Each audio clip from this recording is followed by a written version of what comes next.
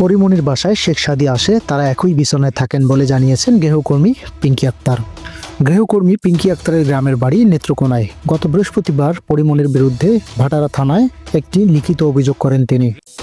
অভিযোগে পিঙ্কি উল্লেখ করেন, পরিমণি তার 1 বছরের দত্তক সন্তানকে খাবার খাওয়ার ঘটনাকে কেন্দ্র করে গৃহকর্মী পিঙ্কি আক্তারকে শারীরিকভাবে নির্যাতন করেন।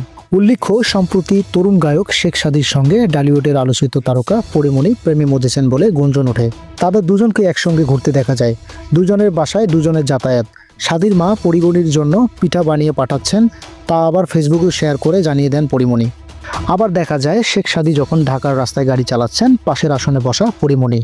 এত কিছুর পরও শেখ সাদী নিজের মুখে এ সম্পর্ক নিয়ে সেভাবে কিছুই বলেননি। তবে পরিমণি এসবকে মোটেও পাত্তা দেননি। তিনি তার প্রেমের সম্পর্ক নিয়ে মুখে কিছু না বললেও নানা কর্মকাণ্ডে তা বুঝিয়ে দিচ্ছেন। বিষয়টা অনেকটা এমন, আমি প্রেম করে ভালো আছি, তাতে কার কি।